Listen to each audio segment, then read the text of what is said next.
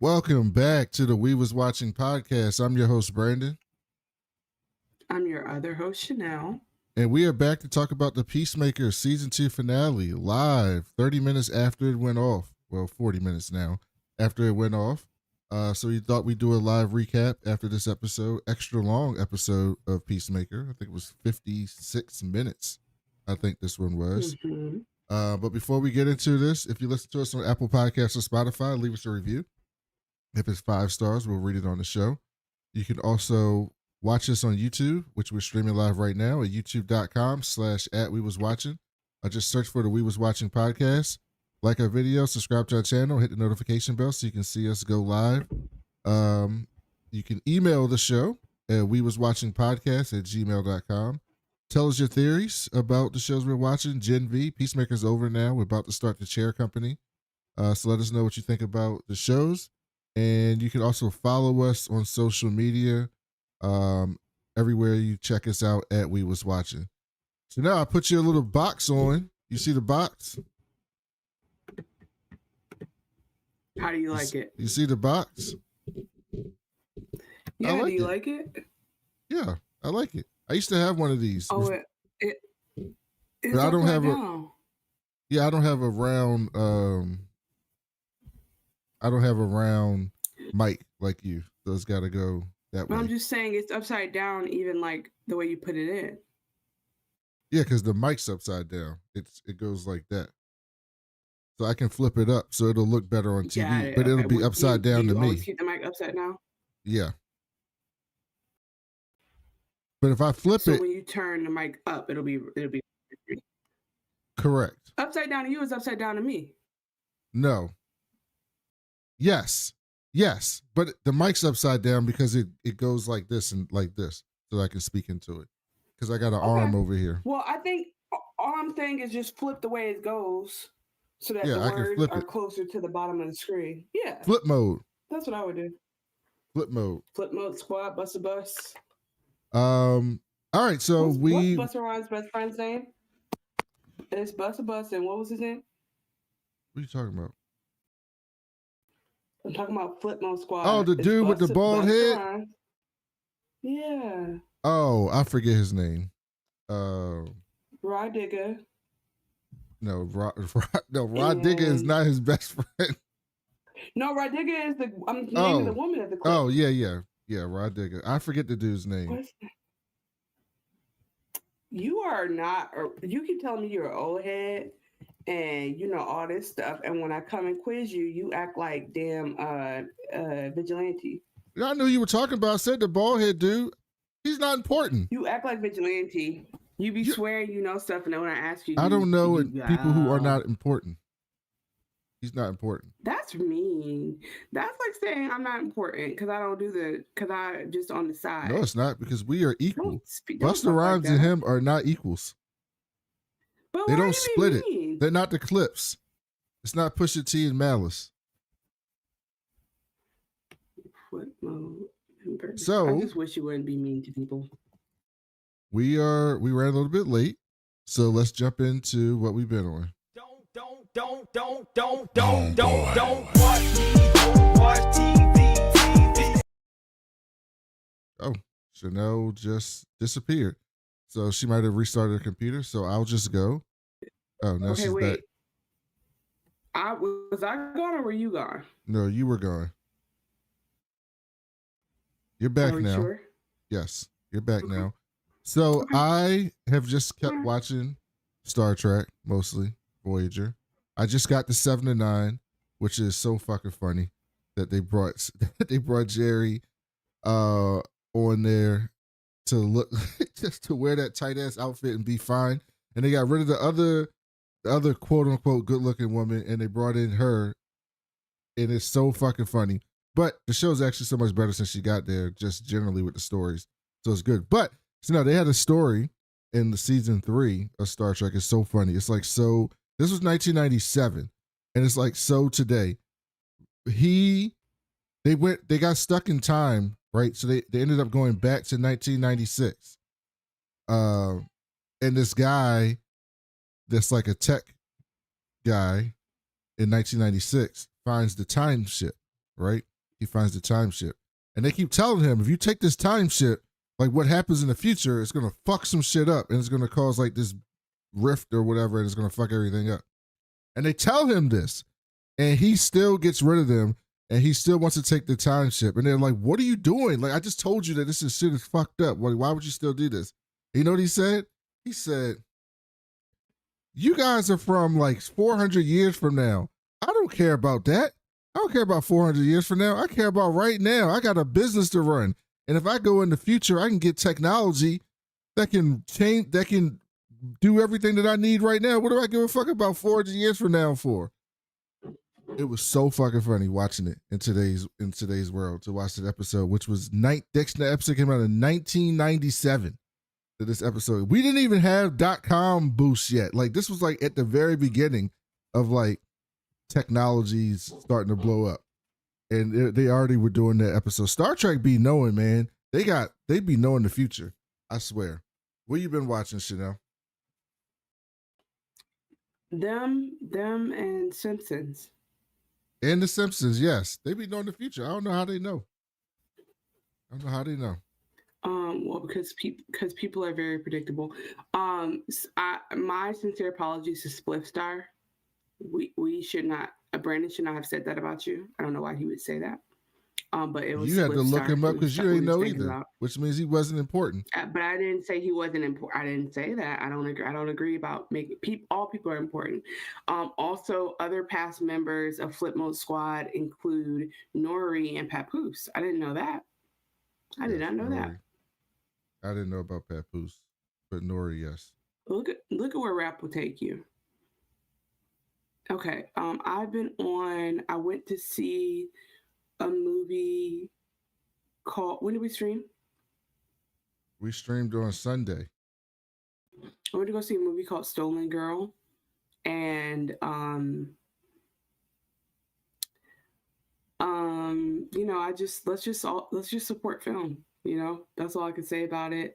I will say it's based on a true story, and the story itself is wild. I released a 3-minute movie review on it on Three TikTok. minutes. Yep. I thought you did 1 minute Well, reviews. I do, but this one was a recap and a review because I Oh, just really had to get into the gist of the movie.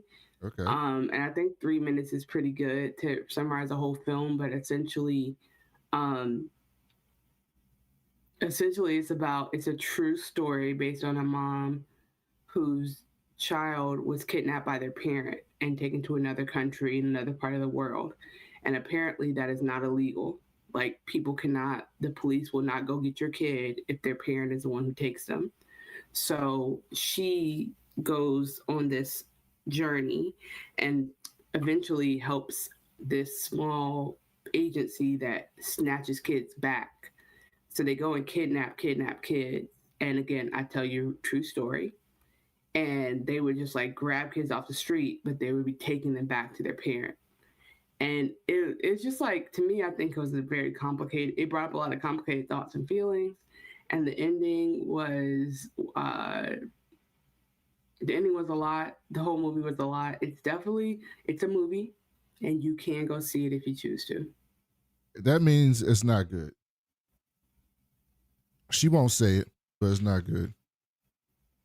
My wife wants to go see that movie tomorrow. So, not that movie. The movie that you said people say is better than Sinners. So we're going to go see it tomorrow. And you let Weapons leave theaters. I'm so mad at you. Weapons been out of theaters. We already discussed this. I'm just saying you should have went when all the movies were lined up like the stars on an eclipse day. Instead, you let one pass. Nope. They're about to bring you can purchase him on video. That's crazy. So we're about to find out if this movie's better than Sinners. I'll update you guys when we talk about Gen V. It's not. I don't know. People seem to love it. I'm telling you, it's not. And when are you going to see? Are we just going to have a backlog of movies? When are you going to see Weapons? When are you going to see him? I'll get to it. We'll get to him. But let's get to why we're here. Once upon a time in the projects, yo. I'm so stunned. You talking to me like I'm asking you to pick up your socks. I need you to go watch these movies. Yeah, I'll get to it. I said I'm gonna get to. If I say I'm gonna get to it, I'm gonna go see them. I'm gonna get to it. I got a lot of movies to watch. I gotta watch Heat before Saturday. Why? Because Heat 2 comes out soon. No, because of a show that I'm on. I gotta. We gotta. You didn't see that they confirmed doing a Heat 2? Are you just making this up? No, I'm not just making this up. That's so. I assume that's why you brought this up. Oh no, I didn't know. I'm doing a show where we're watching old movies, and I gotta watch Heat this week. So that's so funny. I've never. Guess what we're watching in 2 weeks, Chanel? Guess what we're watching in 2 weeks? You probably haven't seen this movie. You might not have ever seen. I know you heard of this movie, but you might not have ever seen it. And if you have seen it, you probably haven't watched it in 20 years. Give me a hint. That's the only hint. It's a black movie, and it's not a good one. Oh, that's what Medea's first one. I would never watch a Tyler Perry movie. Like, okay, no, don't. I'd quit. Okay, Medea is different than what we're talking about. Medea had some juice to it. I would quit. A bad movie from 20 years. Woo. No, it's older than 20 years. You just probably didn't. You didn't watch it when it came out because you were too young. How to Be a Player. Oh, one of those. Oh, man, what's his name? The comedian. Bill Bellamy. Who was in that? Bill Bellamy. No, that's not who I'm thinking about. I know Bill Bellamy. I mean, there's like a. Come on, let me just look this Bernie up. Mac? I see his face. No, there's another black actor. Or am I thinking about the wrong movie? Once I know who he is, okay, no, he's not in this one. Calling this a bad movie is like kind of. Are you sure? Yes, I'm sure. What? Okay. What kind of question is that? Just double checking. Am I sure? Interesting. It's a fun concept. It's a terrible movie, which is why we're watching it to make fun of it. You know what movie y'all should watch? What? Y'all should watch Two Can Play That Game. Okay, I'll add That's a that to the great Black list. movie We from have a 20 whole years list. ago. Who am I thinking about? Ugh. Okay. But Well, anyway, I'll never get that back because I what can't did think you about the think people's about the mind. finale of Peacemaker? I enjoyed it. I mean, I think he wrapped up a very fun season. I was scrolling just a little bit before we got on. I'm already seeing a mix of responses, which is, I guess, to be expected.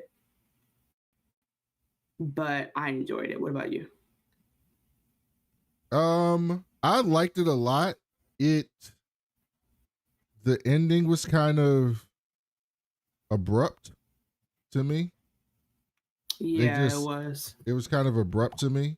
But I thought there was some real strong acting scenes in this episode, particularly by Danielle Brooks. Um, and John Yeah, Cena yeah, yeah, yeah. She made me want to cry. She made me want to cry. but particularly Danielle Brooks. And Mm-hmm. John Cena is officially um well, he's the second best wrestling turned actor of all time. He's moving up the list. The only person better than him is Dave Batista. And that's because Dave Batista has incredible range. Like Dave Batista be out here doing serious movies, serious drama acting. And he can do the comedy stuff. So he's by far the best. But then it's John Cena. I'm gonna say they're all equal because there's no by far. That sounds crazy. By far. You must not be watching these Dave Batista movies. That dude be out here acting I've in seen them, and serious I'm telling you, by movies. far is. I agree, but by far is rude. I don't think John Cena could be in a serious movie. I don't think he has it yet. That's He's not not there true. yet. He's playing a serious role right now. That, No, I think you hold say on. stuff like this, and I don't Chris even know Smith what you're is talking about. Peacemaker is not a serious role. What? Okay, I'm not saying it's a serious.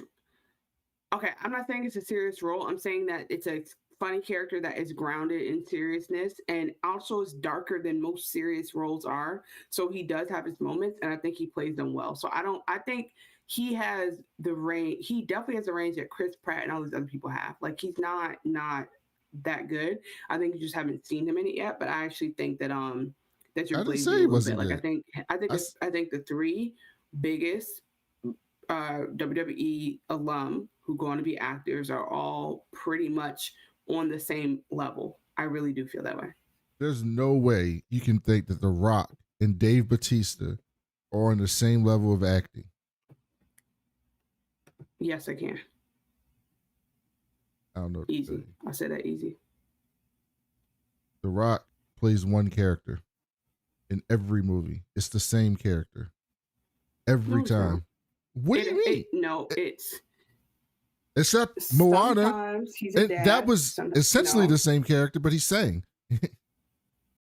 No. Okay, he has two characters. That's two then. You just said exception. Well, no, it was the same character. He just sang.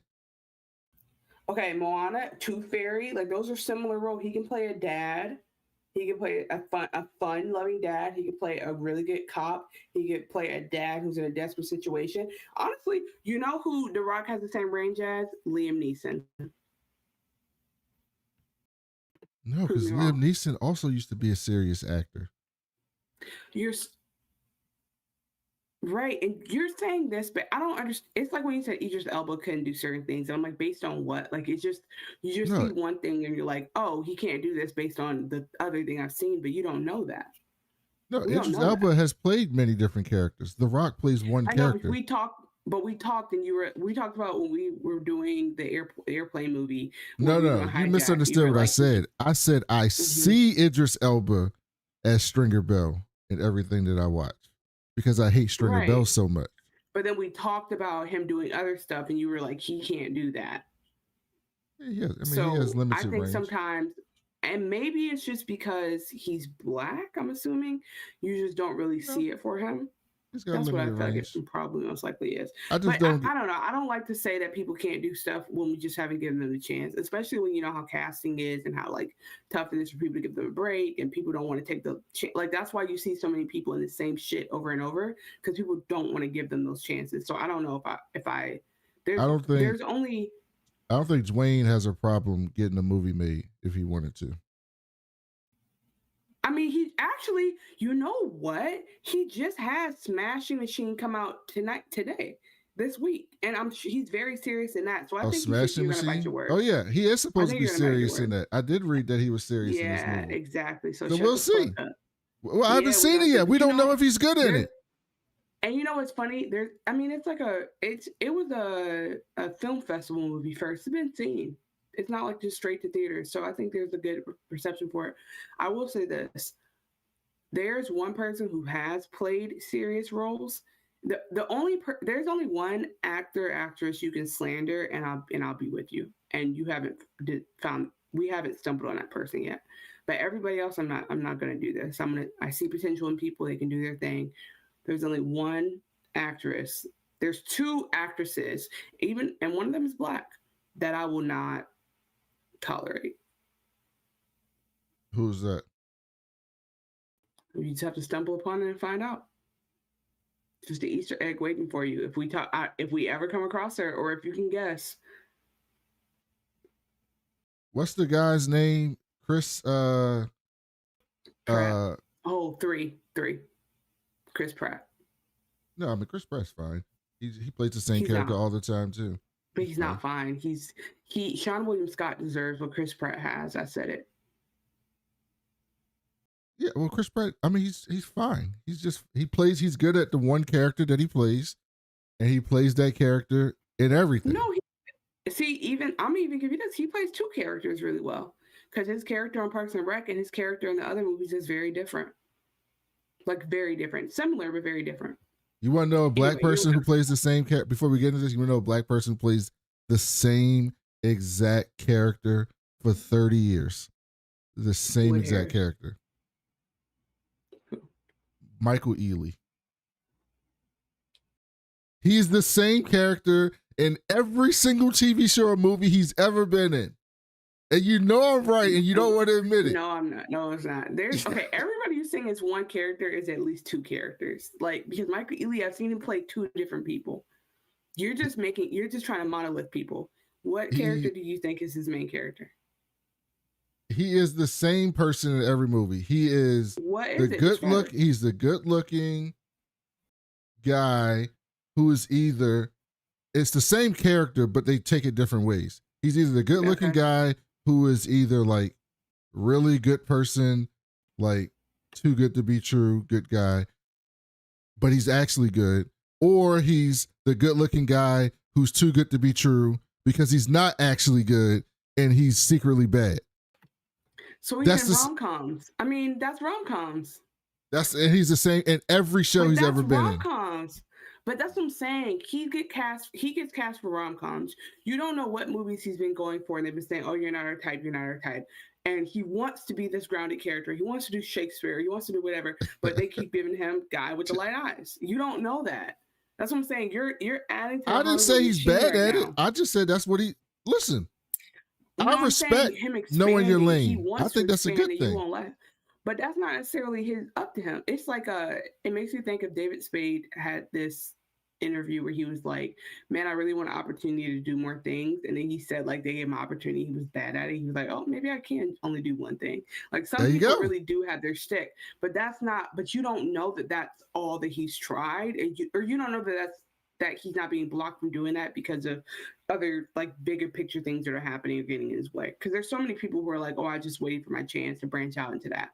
Or I just think it's a silly conversation to even have because like the John Cena Batista couldn't be who he is, by the way, without John Cena and The Rock. Because whether you want to call it or not, John Cena was before him, and he was the second one in command. Batista did not come right after The Rock in terms of being able to do things and branch out. Batista was second into an actual real movies. John Cena played in The Marine. But that's my point. And that was a WWE movie. Right, but that's not my point. My point is that in terms of alumni of WWE and then rolling them out and seeing if they have mass success in other places, you didn't see Hulk Hogan do it. You didn't see damn Ric Flair do it. You didn't see none. Like it was The Rock, and then it was John Cena because John Cena was getting known for doing other things. So I'm just saying, like, in terms of people came before him. My point is having expanded out the universe for other people. It gave Batista a lane to say, hey, they've done this, but they've done well. Maybe we can try this here. Versus Batista was the first one out. We don't know what he would have done with that. Maybe he would have had the same rock trajectory, maybe not. Probably, maybe more. My point I'm just getting to is like you can't judge any of this in a vacuum because it's all based on closed-mindedness. I agree with what you're trying to say because you're very nice to people. But your boy, you like M. Night Shyamalan movies. I thought Trap had an interesting ending. I'm not talking about Trap. I'm talking about Knock at the Cabin. Dave Batista was incredible. It was interesting at Knock at the Cabin. Yeah, he was great at that. And what I'm saying is the same person who played that character in Knock at the Cabin also played that fucking bald guy in Dune who also played Drax.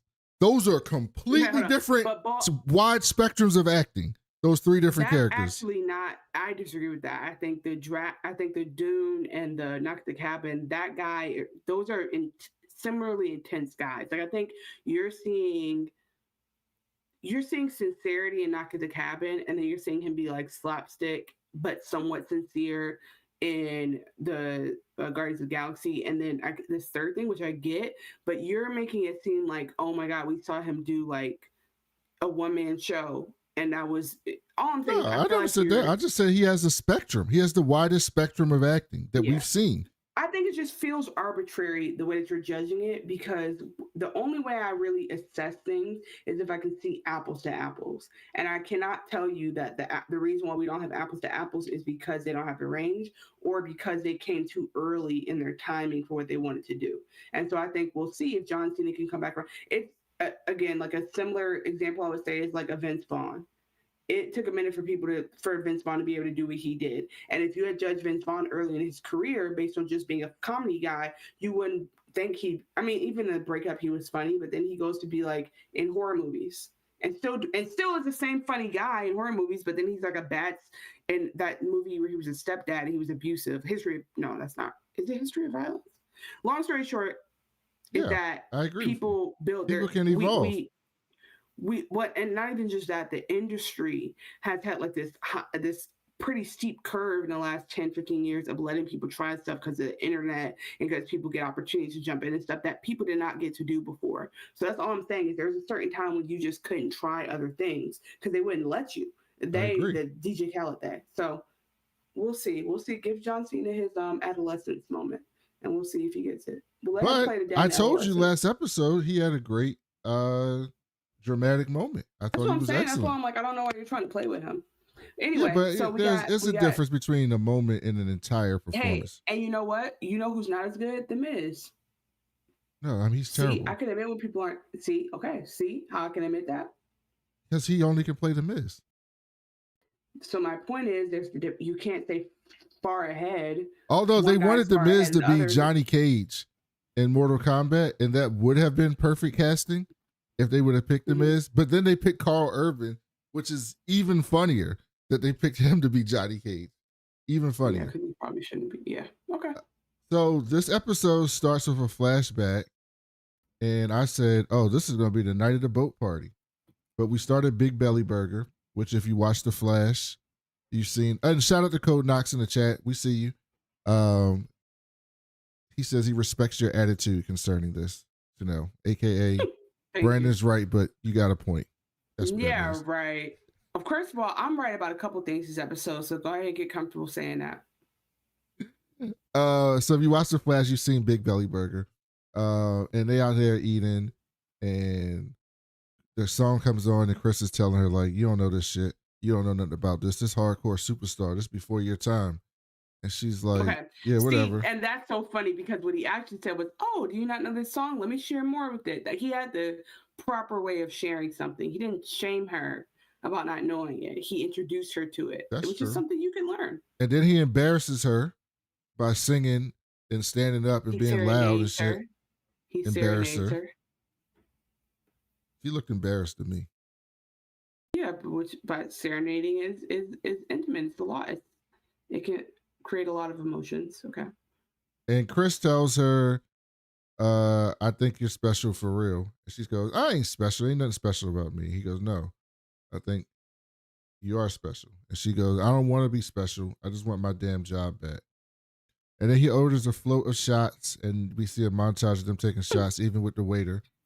Yeah, it's because he brings out like a when you say float, like it's like a ski, like it's like 7 shots each. And Yeah. she's like, "What?"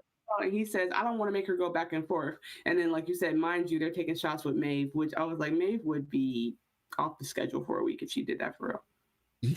Yeah, yes, that's exactly what would happen. And when they leave, she bumps into this bald guy, and of course, because she's toxic, she goes off on him. No, he says, "Ooh, shit, hey girl." He kind of like semi cat calls her in a very like non-specific way, and she goes off on him for that. And she starts talking about his freckles, and he's like, "Don't talk about my freckles. My mom told me my freckles is fine." I love that. And really she's about to fight him, and then Chris gets in and stops him. And he's like, "We good?" And he's like, "Yeah, we good. My bad, dog." And he leaves. And she's like, "Why are you trying to protect me?" And he's like, "Bro, I'm not trying to protect you. I'm trying to protect him. Like, what are you talking about?" No, and I'm not about to have our night ruined because of some bullshit that's not even worth it. Some random dude. Correct. So then she's like, "All right, that's cool." So then they start walking down the pier, and they see this boat. And he's like, "Oh, we gotta get on this fucking boat. We gotta get on this fucking boat." And so then we see that it's a rock boat or rock. What do they call a rock cruise? And so they go get in line to get on the rock cruise. Then we get the intro. I have a question. So it was the band was Nelson, and my question is like, we couldn't have got Wigwam because I'm missing my Wigwam. I don't know whose Wigwam is. Oh my god, it's a song. It's a band who did the song for the first season. Oh, that would have really sent me there. That would have been cool. Yeah. So, okay. When we cut to Argus and we see Chris in prison, and a guard comes in and he's like, "Hey dog, you got some visitors." He's like, "I don't want to see them. Tell them to get the fuck out of here." And he's like, "We don't usually have people dismissing visitors and shit." He's like, "Well, I don't want to see them." So they leave. And so then we cut to Argus, who got this set up. He said, "I don't want to see them because I am the angel of death." And he's like, "I can't be." Oh, you know what? Wigwam's doing Alive and Well. They probably cost too much, if we're being honest, because I'm looking at them now. They're torn. He says, "I'm the angel of death." He's like, "Okay, get a load of this guy. We got the freaking angel of death in here." But as we know, he's like depressed from his realization that so many people around him have died. And so we get Argus. Go to this Argus setup around the quantum realm, and they got the whole crew walking through there with these hazmat suits, looking for something. So they're trying to get into each door, but a lot of these doors are locked. So they're trying to find a door that's unlocked. And Economos is back to work, and he don't give a fuck. I love this fucking character. He does not. He is so like angry all the time, but like also a coward at the same time. So he's like talking shit to his boss, and as soon as his boss like bows up, he immediately backs down. It's the funniest shit in the world. And then we get this great fucking story by my man Leon Phelps, the ladies' man, in the QZ. The stripper Mothra. No, but we're in the DC universe. I was thinking it was actually a Mothra. I was confused. I was like, is that a... It makes sense when you say it, but in my mind, I'm like, okay, so Mothra stripper. Of course, is like, okay, you got me. I'm hooked. Like when people tell you a story, and then you don't give a fuck, and then the story is getting good. You're like, all right, I'm hooked. Like, just finish the fucking story. I got it. Tuesday morning at work. They're just walking through a fucking portal, quantum realm, or whatever the fuck. No, I mean, like you're at work and it's how someone's talking. Like I know they do a lot of badass stuff, but this is actually, she's right. Like this is a violation because what are we doing? But by the end of it, somehow I also wanted to know the story. I also was like, all right, tell me more. What happened next? So I've definitely been won over by LaFleury. I guarantee somebody's going to ask this question. I don't want to say I guarantee. That's a little strong. I would be willing to bet that that was an improv story, that was not written by James Gunn, that Tim Meadows improv that. I'm willing to bet. I mean, he's one of the greatest to ever do it. So I will give you that. So then we see some black dude named Otis bring Rick Flag some notes and says, like, this is all the notes that Lex took on the portal or whatever. And they come across door 22, which is unlocked. They go inside the door and it's like a fucking candy land until they hear these little creatures under the ground and they come out and it's like these fucking miniature trolls and they jump all over them. They start attacking them and they're trying to fight them off and there's hundreds of them all over their suits and stuff. And they ended up like, they were tied to a rope, so they were trying to tell the people with the rope to bring them back, but the creatures closed the door, and so then they really got to try to fight them to get away. And by the way, okay, did you hear what Hardcore said? Which part? She calls the girl titties. Yes. Oh no. Okay, I was gonna say this. We're going to tag team this because I know, let me just acknowledge that you always take meticulous notes and you watch things 3 times.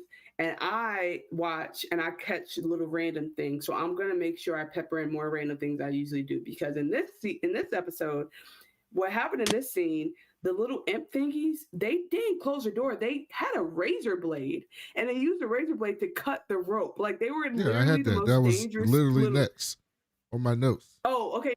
But they didn't close the door already. They literally, the reason why the rope was cut was because they pulled a razor blade out. And so, like you said, wait, when did they close the door then? That's why I'm confused about the order of things. No, I wasn't doing it in order. I was just explaining what happened in that scene. Got it. Okay, yeah. Okay, I thought so. Okay, yeah. So no, you're good. They, like you said, she started calling titties, which I also noticed. Says titties pulled the rope. Don't understand. Titties did it. See, she must like the nickname. If Hardcore's doing it, Hardcore wouldn't call her that. She didn't like it. You're right, because she does call Klein, instead of calling Klein Cupie, she calls him Klein, but she does call Titty. Yes. I don't even remember her real name now. That's the crazy part. And Cupie gets his mask crushed, and they get in there and they fuck him up. They're just chewing him up. The people in the QZ, they get the door open, they drag them out.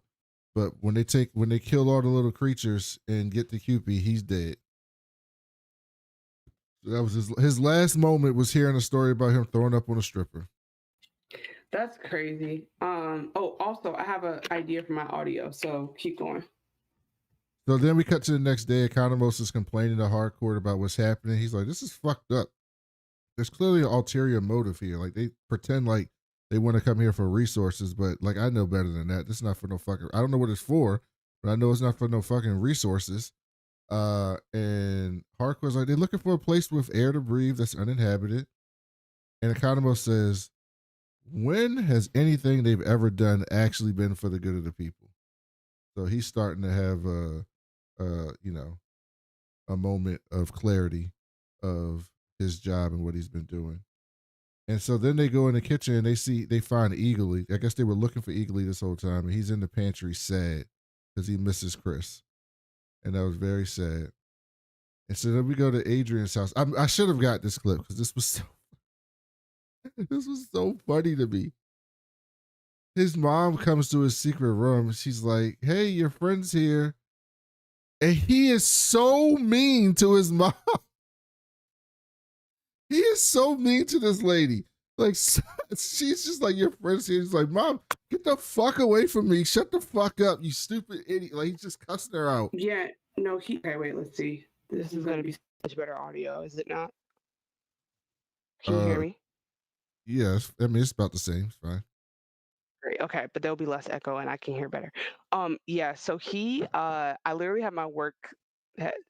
Hello, thank you for calling T-Mobile. That's what I have on right now. So he tells her to get off his dick, and he's just yelling at her so bad. Like, I don't understand the dynamic, and I'm waiting for a reveal where we find out. Like, what if we find out his mom really is terrible, or that just confirms that Vigilante is just like actually a terrible person who happens to be with the good guys in our universe. Like I don't know how else to explain Vigilante, but there's no reason for him to talk to his mom the way he does. And she's always like, haha. And I'm like, he literally is, you should kick him out.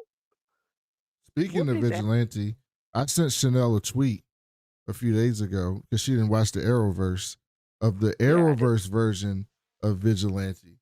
What'd you think Hmm. about him, Chanel? I mean, I'm one of those people who once you attach me to someone, I'm attached. So I didn't, he's not my Vigilante. So I He's was a like, okay, he's completely like, different character. yeah, he's like gritty and he's going after Green Arrow. I mean, he felt I understand the core of that vigilante makes sense, and especially knowing what the CW was doing at the time, which is like trying to really ground the characters and who they really are as superheroes or villains or whatever, anti-heroes, and then just making the show about them and then creating like other real world stuff around it. So if Vigilante's whole idea is, hey, because I think I saw both clips attached to that, if his whole thing is like, hey, I'm here to do something about, like, okay, Batman won't kill people, but I will because I'm tired of people getting hurt. Got it. That makes sense in that universe. I don't even remember what the fuck Green Arrow had going Yeah, so on. Green Arrow, not to get on the tangent, but Green Arrow initially, when he was before he became Green Arrow, he was just Arrow. And he was killing people. He had a list of all these people that his dad had this book of like all these shady characters and rich people in the city that was Okay. fucking shit up. And So he let's was give out an there Arya Stark. and he was out there killing people. And then he Hmm. basically was like, okay, I can't keep killing people. I'm not a hero if I keep doing that. And so then Vigilante shows up. It's like, you used to be doing it right. And now the shit is crazy because you stopped killing people. So I got to take over what you fucking doing. And he was super dark. Like that version of Vigilante was like super dark, Adrian Chase. So it's so But I funny, think this version of that's what's Vigilante. but that's what's so interesting because like our vigilante is dark. He just because we get this side of him where we see him as this like bumbling behind everybody best friend, like like this artistic part of the crew, the most he's the most far right on the spectrum basically.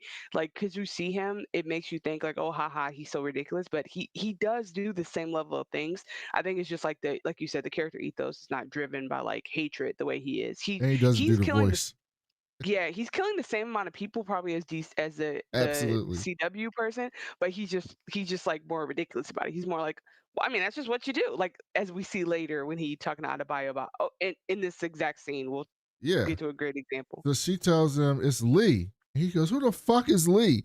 And he comes and opens the door and he goes, Mom, her name, we call her Ads or Adebayo, not Adebayo, fucking Lee. And she and when goes, you Adebayo remember when goes, my wife calls me Lee. It's all right. And she goes, if you're performing cunnilingus on her, you can call her Lee. it's unnecessary. By the way, when she first met her, she introduced herself that way, so like it made sense. And also, I think that just shows you that Vigilante does not know her actual name. Like he doesn't know that Lee is actually her first name. That's actually what I peeped from that scene. So then Adebayo goes in to talk to her, and he's basically like, you got to stop being mean to your mama. And he's like, why? She's fucking terrible. I'm like, He says, "Fuck her." That's why I'm like, what? What is it? Okay, just real quick, coin flip. Do you think, if we pie in the sky, James Gunn will build her out and she actually is a monster? no, I don't think she's a Okay. monster at all. I think he's just insane. Okay. Yeah. Got it. Okay. Bet. And he says, she goes, look, we got to help Chris. He's fucking broken. The agent's like, Peacemaker doesn't break. It's all part of his plan. And she's like, no, man, we got to get him out of jail. We got to bail him out. Let's take some of this fucking money. He's like, this blood money. Like, if you use blood money, you're going to get a curse on you. Like, what are you talking about? And she's like, it's not blood money no more. It's good money now. Like, we got to help him out. And he's like, no, I'm not doing it. Why don't we break him out of jail or go threaten the judge's family? And that'll get him out. She goes, What I'm the starting to think you're not a good person. He's like, huh? He's confused, and that's the thing I like about him is he's so. It's so it would if you sat him down and like explained him to him, he'd be like, "What do you mean I'm bad?" Yeah, He's like, absolutely. it's so just not there for him. And so he then she tries to trick him.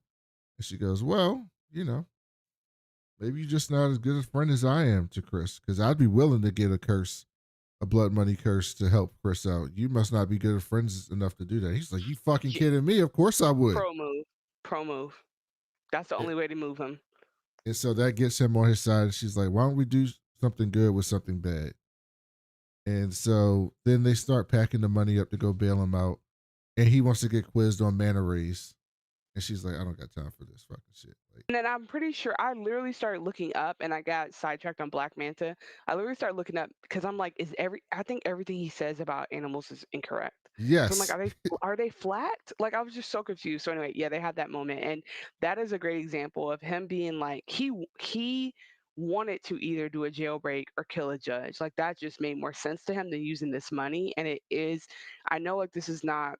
I don't know if anyone is taking it this seriously, but I see his character as like an example of relativism, or people who are like, well, I'm doing this because this is the thing I believe is good, and therefore it's good because I have an intention behind it and it's good. And it's not as bad as when other people do it because they don't mean to do it good. Um, or like a conversation I had earlier with a family member, and I was asking them like, what they even they're in another state, so I'm asking like, what even awareness do you have of what's going on in the world? And they were like, well, if it doesn't affect me and my loved ones, I don't know too much about it. I don't want to watch the news. And I'm like, it's that kind of like thinking of, because they later on were like, because there's always something going on in the world. And so it's this idea of like there's always something bad, so at least I'm doing bad for good. I feel like that's not exactly what he's saying, but that's what that character represents to me. I think that's interesting because that is a person who's like, as long as I have good intentions, it doesn't matter what I'm doing. I'm doing the right thing. That's exactly what his character is. So we go to Economos' house. Chris shows up just to get Eagly, and he leaves town. And then the 11th Street I crew's think they were at there. Chris's house. No, that was Economos' house because he had Eagly. Remember they were searching for him? He was in the pantry. Right. Oh, I thought they were just looking through through John's house for him. Okay. And Through so through Chris's they're house. like, why did you let him leave? He's like, what? Was I going to tackle him? And Adrian was like, yes, of course. What are you talking about? And so then they basically agree that like, okay, we got to figure out what's going on with him. Um, He's and been so real emo. we cut back to the Argus site, and they're still looking for this world. It's another day, and they find the one world that has a black hole in it. It's just like right near a black hole. Then they Flag and his crew are like so excited. They're sniffing coke, like just having a great fucking time, laughing. Every time they go to a world, someone dies from the crew, and they could give two shits if these people are I, dying. I almost can like, I don't want to mess up your notes, but almost we can talk about the Argus scenes. I feel like up until when the Bordeaux part, I feel like we can lump those together.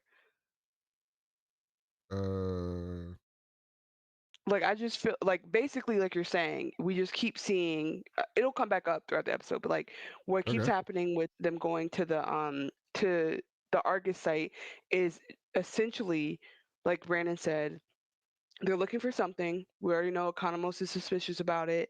We already know that and they've seen people dying, but like Brandon says, like multiple times they go to planets. They go to one planet that's like a black hole. Judo Master almost gets thrown into that. They go into one planet where there's skulls walking around on spider legs. And Brandon, I just want to tell you, because I don't know everything DC or comic books, everything I saw at Google, because I was like, is this a thing? I was No, like, these are just things. is skulls on spider legs a thing? Like I was looking it up and it took me to like I literally was like, is Cupid like the name of a person in DC? And they're like, bitch, no, that's just the nickname that he gave to him. Yes. Um, but yeah, like there was a bunch of wait, is there something with the oh Mr. Freeze? It was like, do you mean Mr. Freeze? When I was looking up the skulls on spiders, and I was like, okay, that's not it. So yeah, they're seeing all these random planets because they're going through the QZ, and like Brandon said, they're just being killed throughout. And there's this, like, we keep seeing it build and build. There's a character named Otis Berg who's black. Do you remember him from anything else? No. So he just pops up, and he has a name and a and caption and everything. So this character is and then another thing that we need to frame from last episode is that now that he's working with Lex Luthor, like he's like, I thought they just mentioned that as in like a future thing, but now he's like actually working with Lex Luthor. Like half of the staff is not Argus, is Lex Luthor's people. It's people who were probably like maybe not actually in Superman movie, but like how he had that group of hackers like doing the the A1 B1 that we talked about before. That's who he has 1A. in there.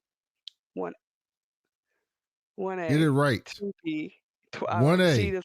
Yeah, but his crew. So that's why there are people doing coke, and then there's like feds, and they're like turning a blind eye. And like Brandon said, they keep being excited because they're sending notes to Lex Luthor, and he's sending him back. Like he's getting correspondence in jail. He's actually consulting from jail, but basically they're looking for something, and we don't know what it is until the end. But basically, like we can just briefly kind of touch on these scenes because that's essentially what's happening. Is like people are dying, and Rick Flag Sr. It doesn't give a fuck. He's like he said, they're popping bottles, doing coke, and I think this is when I was like, okay, I was correct about one more thing, which is that, and I'm not saying you didn't say this either, but I remember saying Rick Flag Sr. was saying all that shit about humanity or whatever, but he ultimately didn't actually care about peacemakers. Like he was conflating that they had a mission for the world to like do away with like they have this like what's the word for it, this xenophobic mission about this metaphobic mission. He's conflating that with his hatred for Peacemaker, but I still don't believe that his whole thing where he pretended to beat him up, I think that was all very real, and I actually think he is, and I think the ending also proves that. Like he never had a 1A! There's 1A! 1A! 1A! 1A! That's how you do it, Chanel. 1A! I didn't mean to hit it again. That was an accident.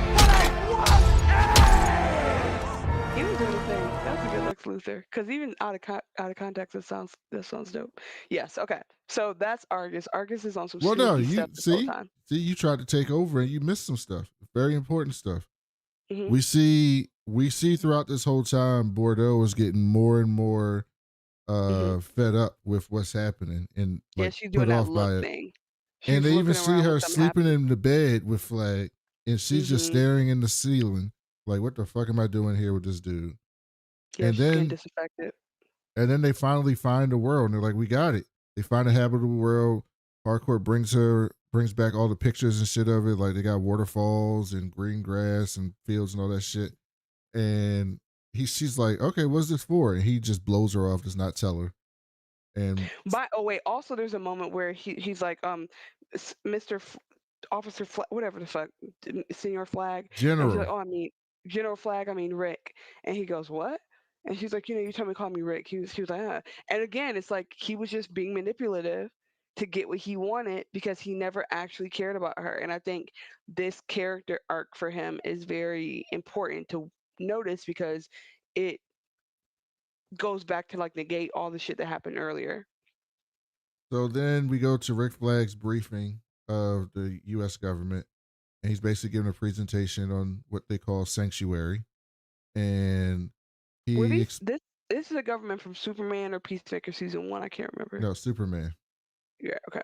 and he So it's like a little explains like briefing room with like the U like DOD senators and and shit. stuff. Yeah, Yeah. and he basically explains to them that this is where we want to send metahuman criminals. So Bell Dun dun Reed, and dun. this was a reasonable point, which I always reading comic books. I always would be like, yeah, this makes no sense. They put these metahumans in Belle Reve and Arkham, and they break out that motherfucker every week. Like every week, they breaking out and going back out and murdering people. And they just, well, we're gonna take you right back to Belle Reve. We're gonna take you right back to Arkham, and then they break out of Arkham again. And then Batman catches them, or Superman catches them, or somebody catches them. They're going right back to Arkham. And Flag is like, how many times these motherfuckers going to blow up a city, kill a bunch of people, and we take them back to a place that can't hold them? We can't hold them. We got to figure out something to do with these terrible, powered people because the prisons that we got here can't hold them. And so I don't support the move, but I understand why someone could come to this conclusion of like, okay, we need somewhere else to put these terrible, powerful people. I understand Yes, that. but I do think that there's it brings up a question that is like fantastical because it's about metahumans and soups and shit that doesn't exist today, but it's actually messed up because it's the same question that we're asking about like just human beings in real life. And so it's like everything that's happening in this episode is not lost on me. Like, and it's kind of fucking with me just watching them put people through this or plan to put people through this. But the point being, like, what rights do meta humans have? Like, do they need extra punishment and extra cruelty because they're meta? Like, it does it need to be commensurate to what a regular person like needs, like a non-meta human? Like, there's so much unethical decision making happening here because the reason why they can break out of jail is because they have due process and they have the potential to like appeal or get out, or they're going to Arkham because like they are insane, they can't help it. And so it's just very it felt very uh Balligator Balpatras to watch this and be like, Well, okay, here's the we're just gonna thing. go put them over there. Mhm. The DOD guy says, I don't know, man. This place is like a paradise. That's not no punishment. And Flag's like, I don't care about punishing them. I don't care if they have a great time, they're good. They just not here. They not here fucking shit up. Right, but I think even then, the justification for that, I get that idea. Like, he might not be trying to be inhumane about it, but the reality is that, like, again, and this is actually why I'm anti-abolitionist, or I'm abolitionist. Oh my God, I said the wrong thing.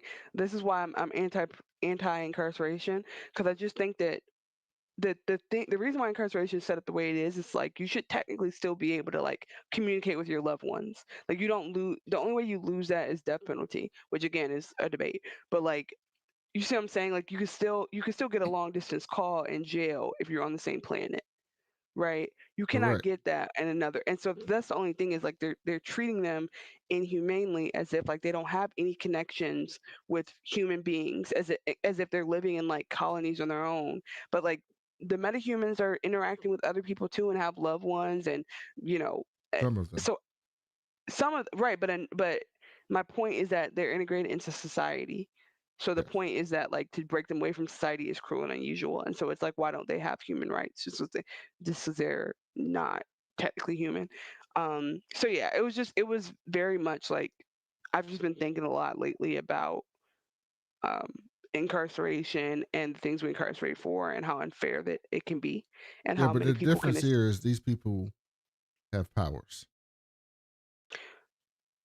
exactly. But I think the problem for me is the same problem I had before, which is, if you want to show me Earth X and tell me, oh shit, the Nazis won here, you need to show me something that feels way more different than what I'm living in. If you don't want me to take a step back and be like, wait, what, wait.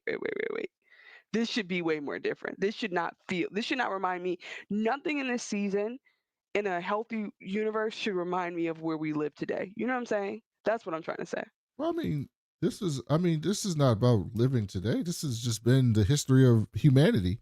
What do you do with people who are bad?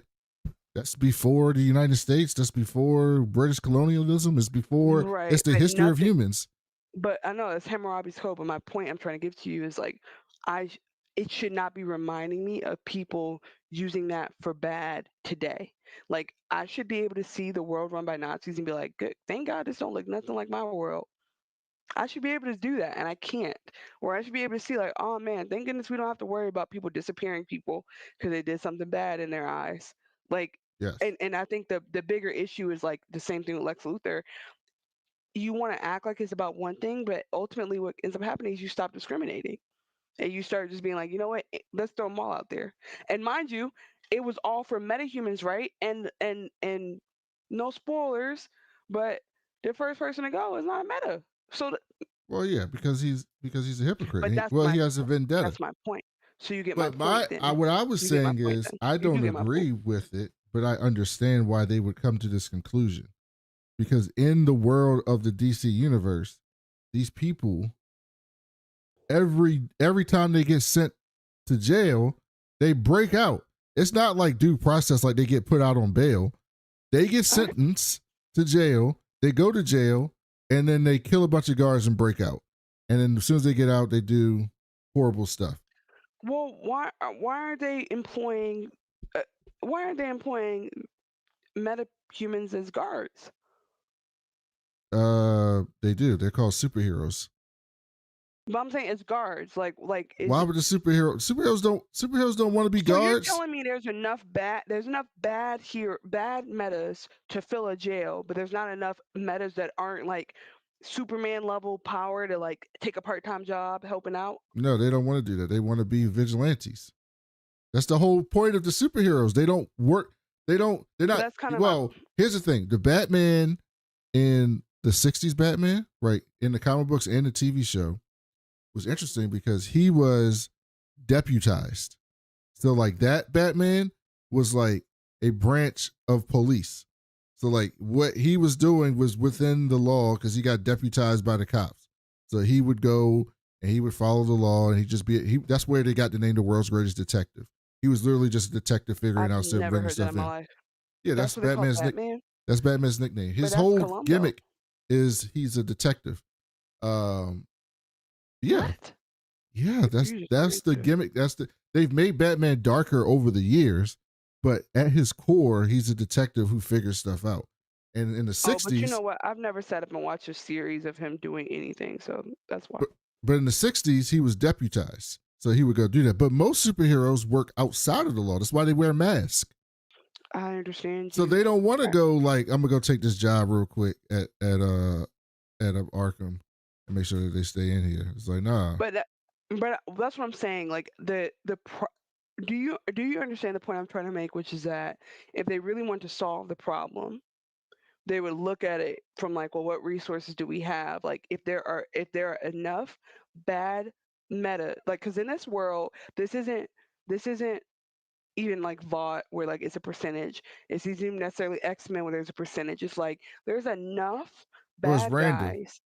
Right, but my point is there's enough, and I keep saying Stoops versus Metas because I watched both of these today. There's Yes. enough meta people to fill a jail and an asylum, but there's not enough meta people to get a force of to get neighborhood watch. There's not enough Yes. people to work on. That's what I'm saying. Like No, that, they are it's there. They are superheroes. right. But my point is that there's not, there Justice League got 7 slots. You know what I mean? Justice Gang is doing Yeah. auditions for their 3 extra slots. There's has that's 13 people versus how many There's cell way more than blocks is 13 open. heroes. There's like a bunch of them. Right. So my point is that they're not working at the level that they need to be working at if they're asking if you're telling me the issue is that they keep breaking out of jail because humans are in a jail, then I think there's other options besides transport these people to another planet because Yeah. they break out of jail. That's all I'm saying. It Like is other again, options. maybe I right. said And I so maybe understand why somebody could come up with that option. and I'm Just saying like that what's you are against fucking the with death. Well, I'm against the death penalty too. But I also think Batman should have killed the Joker. 100%. He should have killed the Joker. well, I think what should have happened is they should have held a trial for him and made a pronouncement like, oh, he can be, whoever catch him next. It is what it is, right? Like I think that to me is a now, mind you, I'm talking about the Joker in this fictional situation, They've right? done that But that before, and guess what happened? Batman what stops the people from killing the Joker. that's what I'm saying. So Batman, at the end of the day, I've already told you I've turned on Batman. Batman is no longer up there for me. Now Batman to me is like kind of cringe. Like I'm actually Batman to me is cringed out because what do you mean? Like be a part of you're actually a part of the problem now. You're throwing up, you know what I mean? You're throwing No, the he's fish, you're throwing a anti-death poison penalty. fish, but not enough to kill a mass murderer. Like, like you wouldn't have to. My niece has been watching that. You know how Ryan Murphy keeps making these shows where he keeps making serial killers look sympathetic? Like, you. No, worse, way worse. Worse than Damn, did you you? finish you? Did you finish you? No, I'm just catching up. You forgot about it.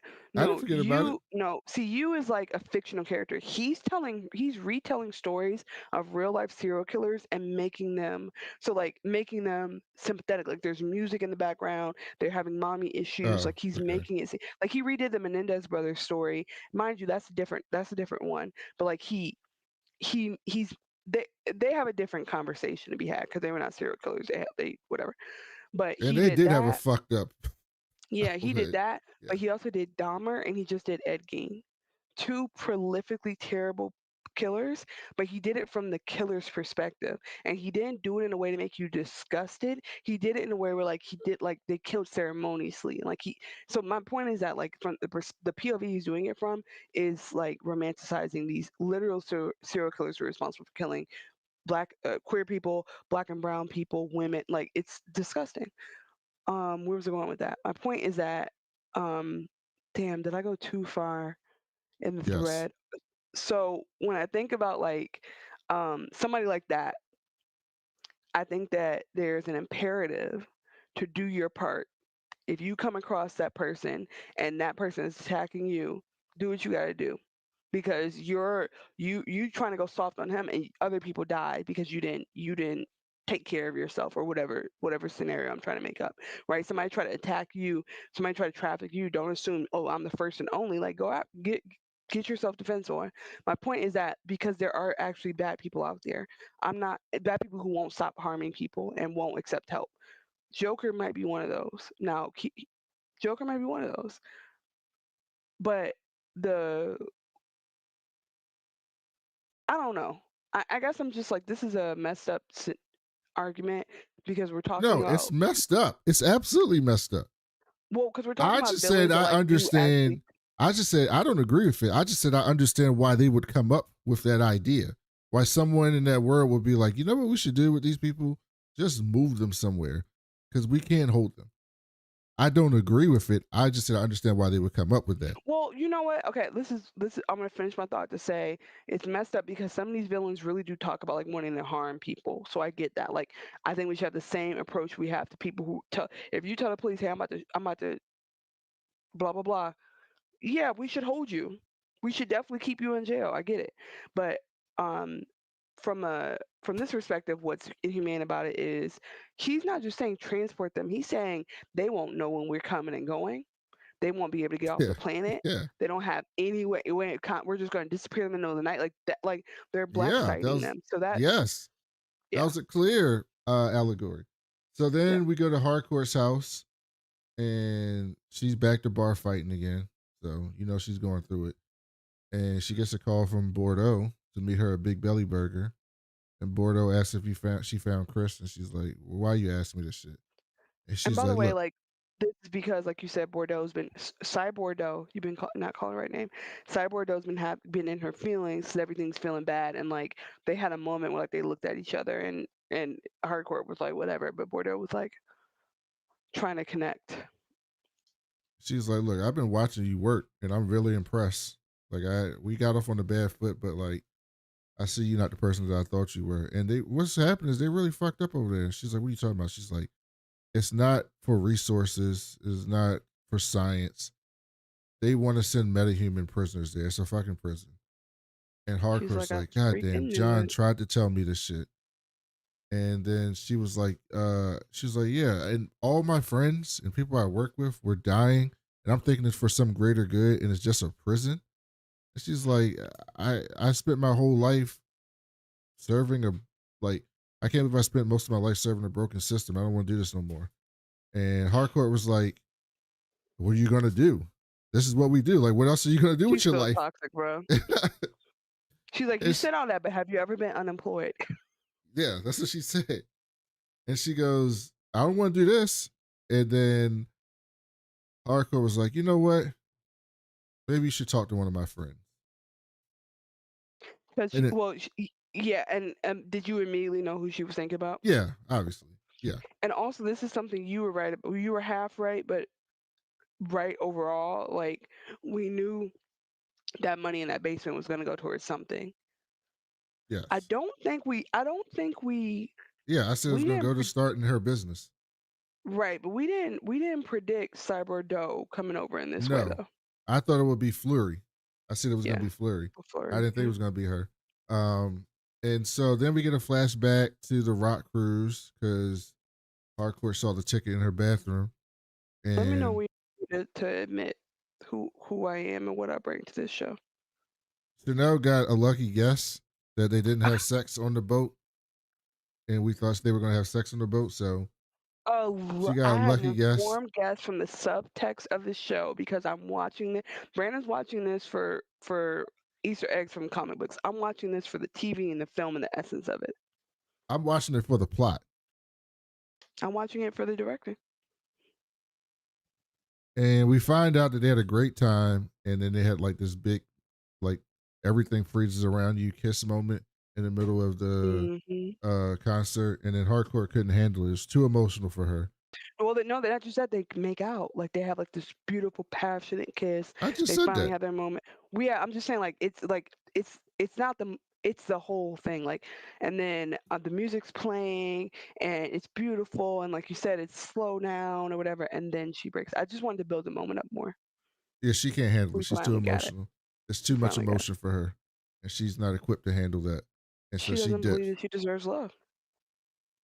So then we cut back to the president. Adebayo's still going on and on about her new thing to Bordeaux, and Harcourt just comes in and asks Bordeaux, "Do you have Peacemaker clearance?"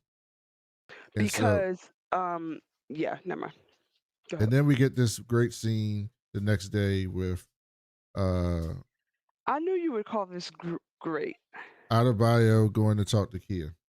Oh, I thought you were talking about. Completely different TV show. Like just like the camera, like how they shot it. It was like completely. It was like a completely different TV show, but it made perfect sense in the context. That maturity, Chanel. Look at that. That's maturity right there. That's how it was supposed to be done in real life. I mean, they're grown. Yeah, but grown people don't act like that in real life. Not in most cases. They Well, they're should, women.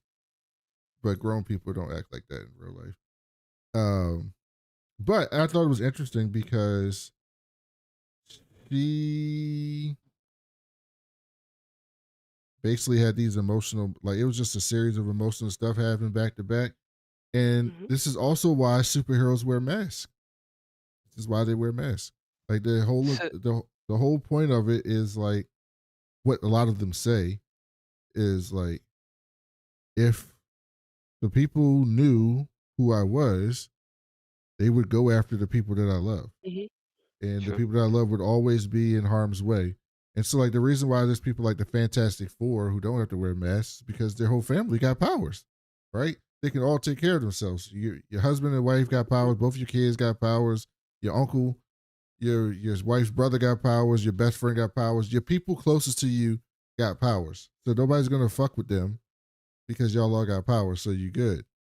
But if you are Spider-Man and you're dating MJ, or your Uncle Ben and Aunt May, just two older people, they can't do nothing. So if they want to come fuck with you, they just gonna come fuck with them, and they're always gonna be in harm's way. And so you put on the mask. And so Adebayo wants to do a job where she don't get to put on a mask, and she realizes it's always gonna put Kia at risk. So I thought that was really good. Yeah, I agree, but I also think like the emotional side I saw it from is going back to the conversation she had with. Sorry, I thought the light power was about to go out. Going back to the conversation that she had with Judo Master, because by the way, this is why I always watch the previously because it gives me context for what they think is important to the next to this upcoming episode, and they did bring up the clip from them playing Scrabble. So anyway, she's right. Like it's not. We had this. If you remember the beginning of the season when her and Chris were in the car, she was like, she doesn't support what I'm trying to do, and this is important to me, which is true. But if we do remember from the premiere of the show, like they had a plan and she broke it, and I think that is important that she validates that like that was the plan, and she actually had agreed to it. And had she been like a man, I think we would have had a lot more empathy for her partner in this moment because we've been like, look, typical man running off to go try to save the world when the woman needs you. And so in this moment, I think because we're sympathetic to Adebayo, we didn't have that. But I'm glad that she acknowledged that like she did promise something and things change, and she kind of expected her partner to just be ready with it. But that's not the life she wants, let alone the danger and all this stuff. Because I do think they're potentially, if they set it up the way they could set it up, like she's critical moving forward, and she's also human and going to be around a lot of meta activity and could be in danger. So then we I'm gonna Excuse miss me. them dogs though. I'm gonna miss them dogs and the dog that used to wear the costumes. Yeah, we see them at the end running around. So Hmm. back at the portal site, Bordeaux walks in. He tells Economos to distract Otis and Hap. And mind you, they tell him that, and then it's because Bordeaux and Hardcore are about to do something, but he's not wrong, and like Hardcore could have helped him. Like, there's no reason why it had to be Economos running uh this distraction. And my question for you is, was it scripted?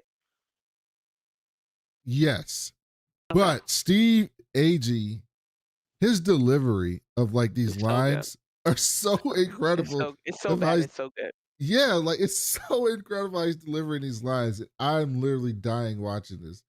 He's trying to tell like this. He's trying to tell a story to get their attention. He's talking about lobsters. And did you know this? Did you know lobsters exoskeleton grows and it crushes them? He's like trying to do like a Adrian Chase like animal facts, and then he tries to tell a joke. And they had a joke in the after credit scene that Yeah. he's telling, and he tells it so poorly, and then the woman just dies laughing, and she's laughing for like 5 minutes at this horrible joke. He's like, I got one. It's just so. What's very real about that is when nobody else is laughing, but one person laughs at your joke, and you're like, "Wow, we have to connect now. Like, I have to acknowledge this because somebody laughed at my joke. Like, we are now friends." But yeah, the whole thing they're trying to distract. What's the man? Whatever the man's name is, Happening, the hap.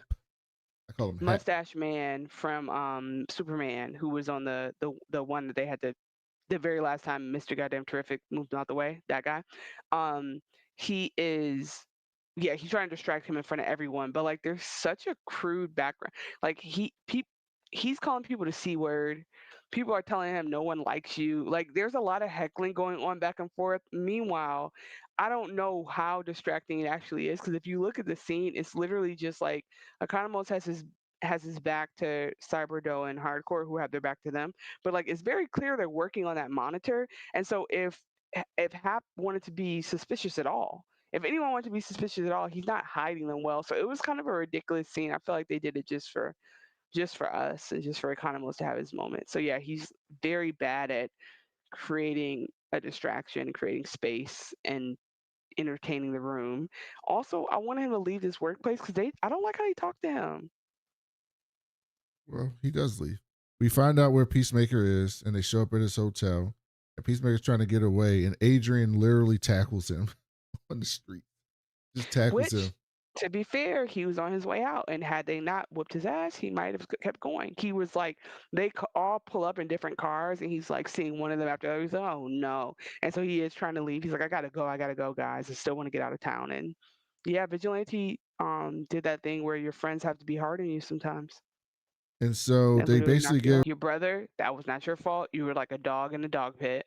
Two, your dad was a villain, and who's it? Oh, Rick Flag was okay. That one I'll give you. That one was not a good one. That was not a righteous yeah, kill. that Rick Flag's not like his daddy. He was a better person than his Yeah. daddy Also, was. like he was trying to fight the power, and he's literally was like a soldier for the establishment at that point. Like he was helping the bad guys who think they're good guys be bad guys. So I'm not. I'm just saying, like in his breaking it down, it's like this just reminds me of when like when you're telling somebody. I don't know if men do this. You ever like been talking to somebody, maybe it's just your partner, but like you tell them stories about like conflicts you're having, and you're like eventually you're like, damn, is it me because I'm the one having these conflicts? But mind you, like it's just they're all circumstantial. Like very few of them are actually because you are the problem, and Why more would so you just think men don't say that? That's so weird. because I think I think enough men go out of their way. I could be wrong. Enough men go out of their way to argue that they don't talk to their friends about anything or they don't know things about their friends. That stereotype is living in is like lives on for me. So hopefully you do talk to No, people enough about you're right. conflicts. It is. I no, you're right. But I think it's more so.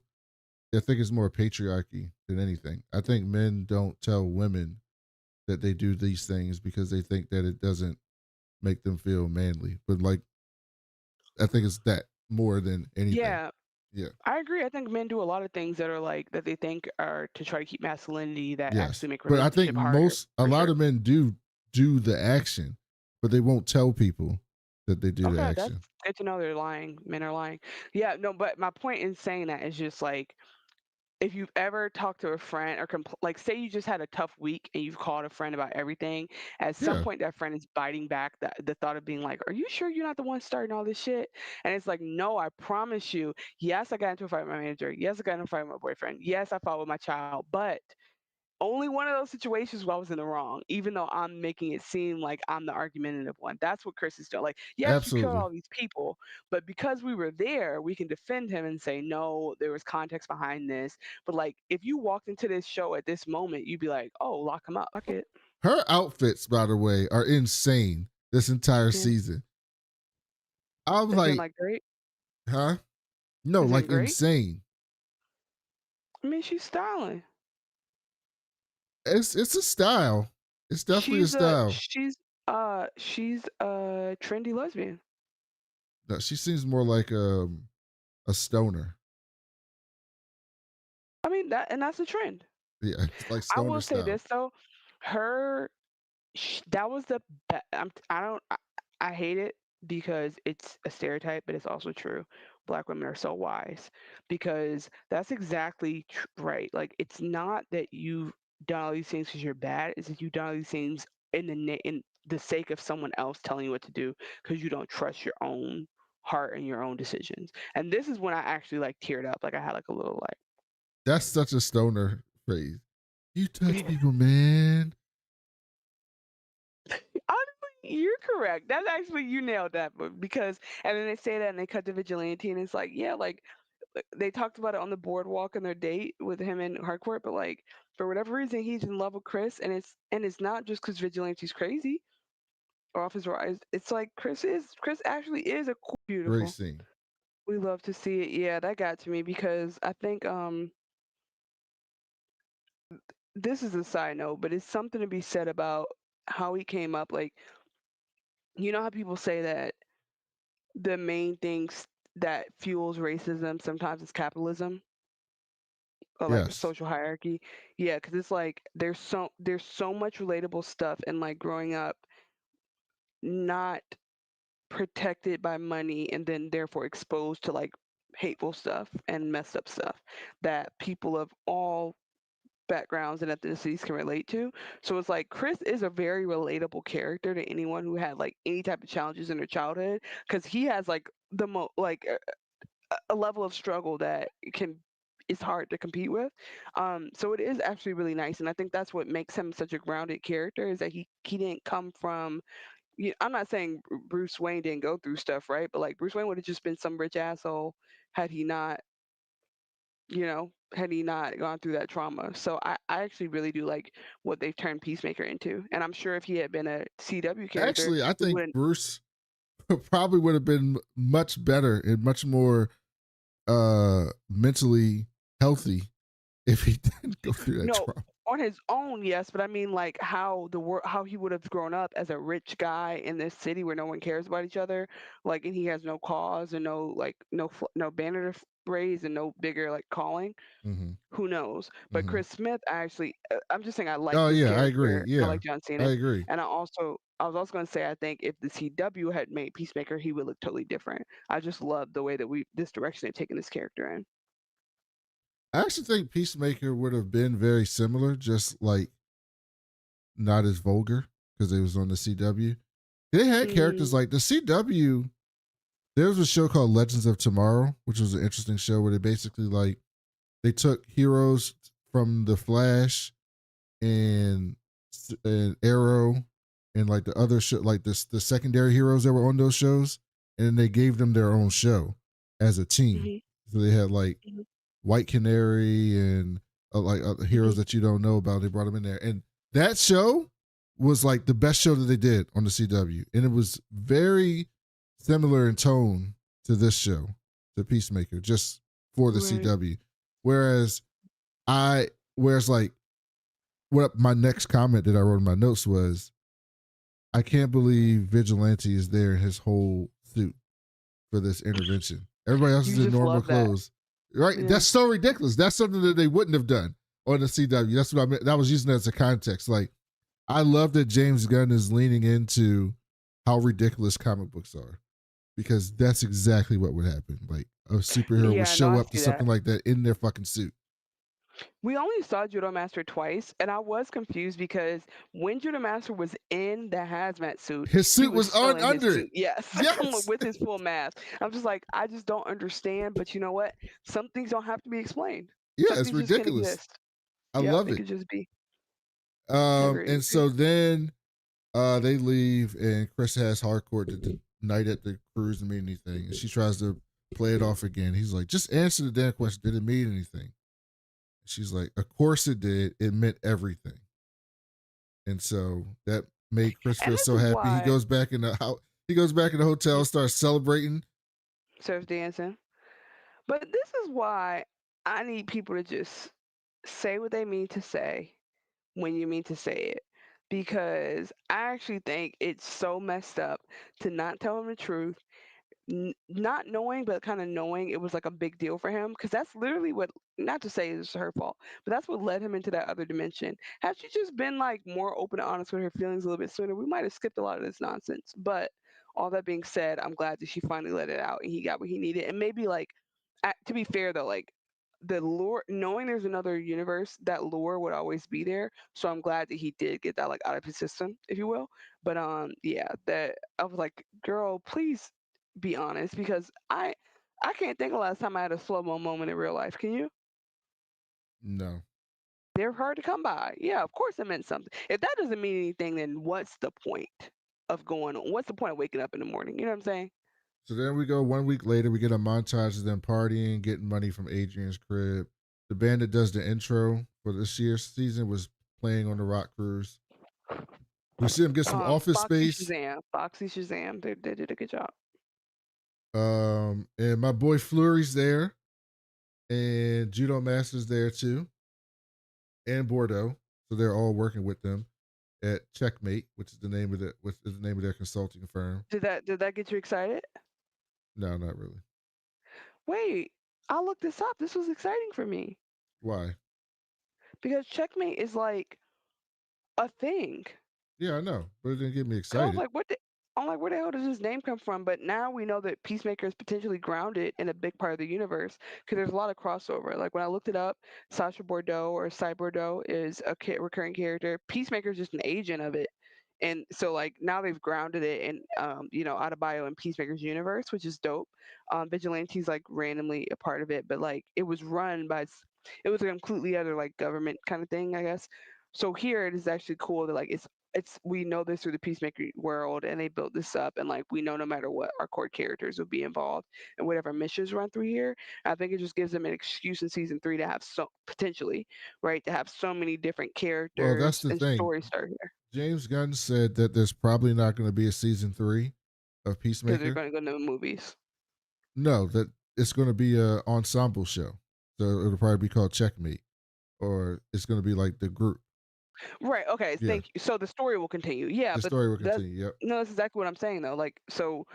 I didn't even know that, and that's my point. Now we have an opportunity for ensemble, like people from movies, people from other shows jumping in here because it's like it's like a Justice League show, damn near, by giving us like where do they don't go to the Temple of Doom? Where's the Justice League from? Where do they be hanging out? The Hall of Justice. Hall of Justice. It's basically like a Hall of Justice for us to like. Who knows who's going to come through? Who knows what missions are going to happen? So I think it does make the what originally started as Peacemaker a very canon part of the DCU, which is cool. Meanwhile, in the Hall of Justice, did you ever watch Super Friends? You know about that? Mm-hmm. Okay, Yeah, used to watch okay, them on Chanel. Saturdays. Shut up. I used to watch that. We used to watch Speed Racer. Yes, Speed Racer. What you know about Speed Racer and the racist adaptation of Haji? What you know about it? You Haji weren't was even in woke Johnny yet back Quest. then. You wasn't even woke back then. I was. By the way, Fleury, not Fleury. Adrian finally got somebody who would engage him on his animal bullshit. Yes, he's met his match. And Fleury had a great time asking him. He kept asking him more and more questions. It looked like Adrian was getting annoyed with the questions. Mind you, I was confused because I didn't know who the fuck was lying. because both of them were just saying yes to each other. I was like, I'm like, nah, I don't know, because he said spiders can grow their legs back. He said spiders can make milk. No, then he says, so you know that can spiders create milk? And he goes, no. He goes, yeah, they can. They sell it at Whole Foods. Yeah, they sell it at Whole Foods, Pissed me off. which is great. And so then we see Chris and Harcourt on a date at the Rock Cruise again, like a real official date.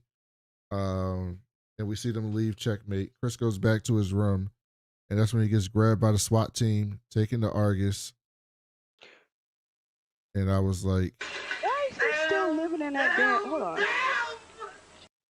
Oh, you took the James out. I forgot. Why is he still living there instead of at his house? because his house is probably under Argus control, like as a crime scene. That sucks. Yeah, we see him. I mean, is it crazy that I don't think he should be able to be snuck up upon? No, he shouldn't have been. That's why they had Yeah, to I'm make kind up of some bullshit to do it.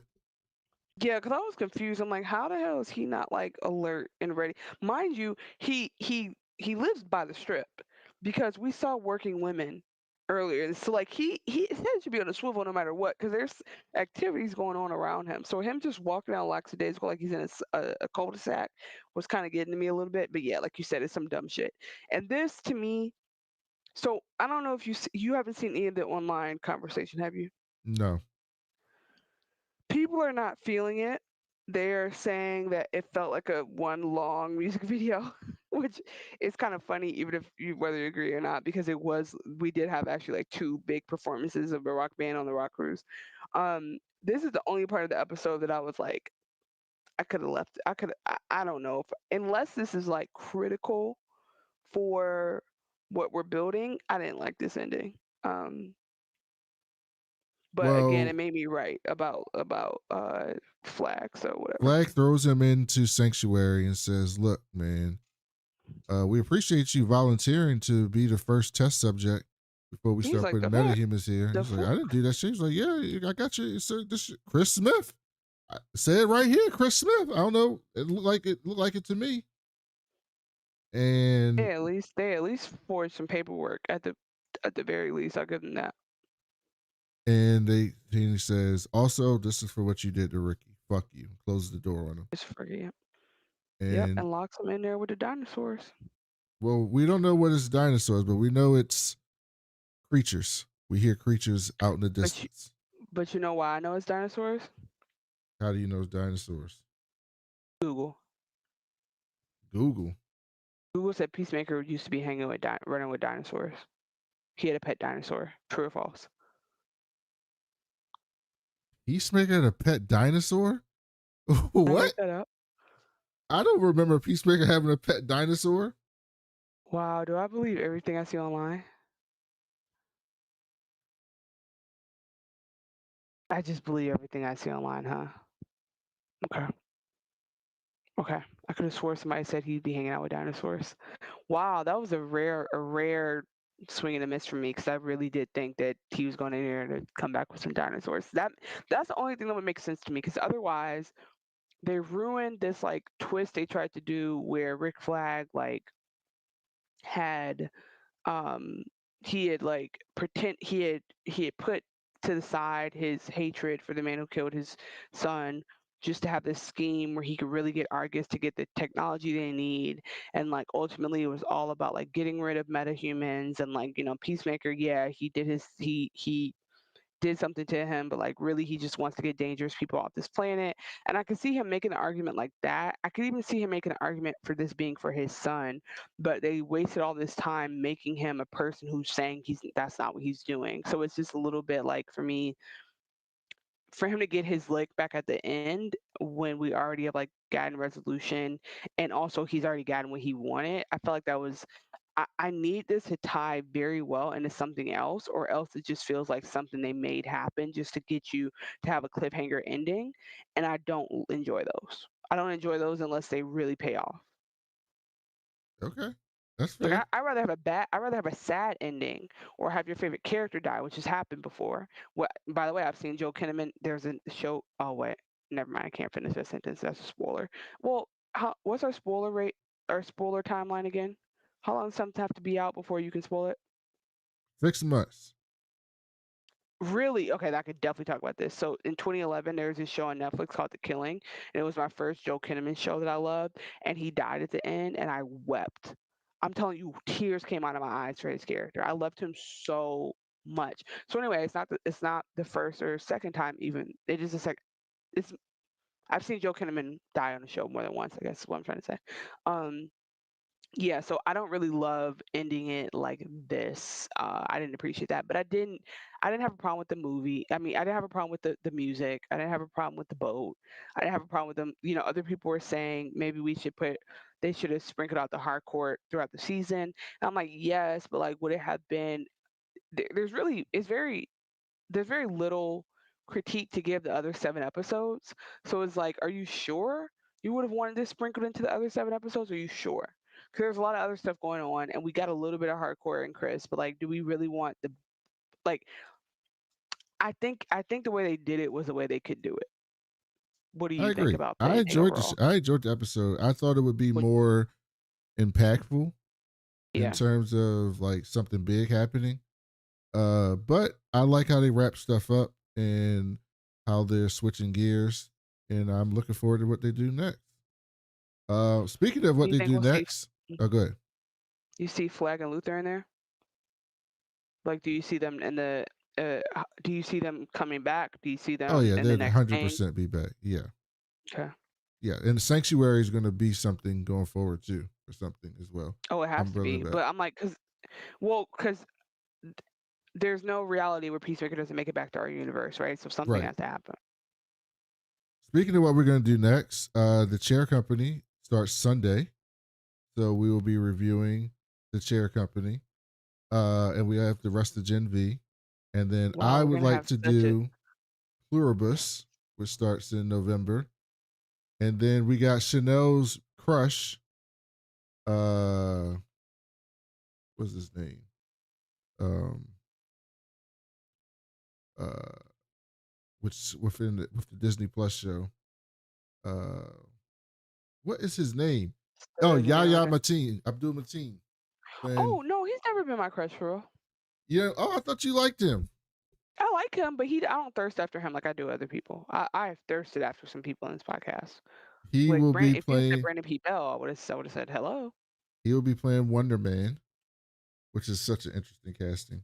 Play Wonder Man in Really? December. They love him. Cause mind you, wait. What universe is Watchmen in? Its own universe? Watchmen is technically in the DC universe. Got it. Okay, because they loved him. Because that was surprising casting for me with the Watchmen thing. Oh, that he played Dr. Manhattan? Yeah, wait, did I tell you that that actually is a comic book I read?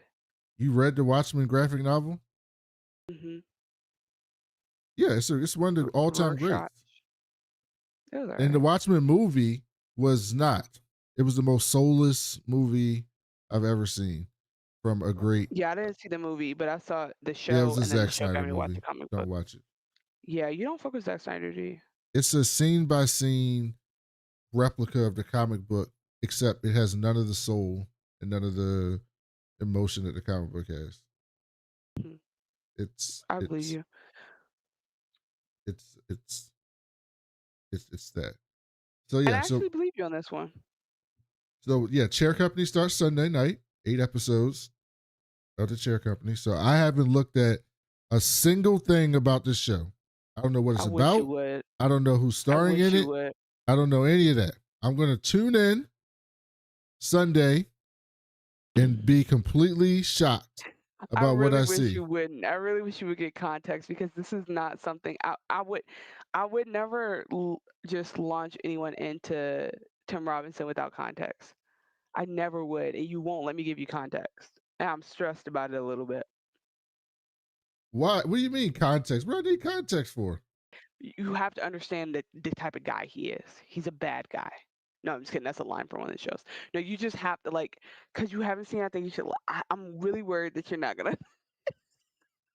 What? I'm really worried you're not. It's not gonna be for you. Like, Why are you saying it like that? Is it Did you bad? ever go back? No, did you ever go back and watch the Dan Flashes that I sent you? I totally forgot to do that.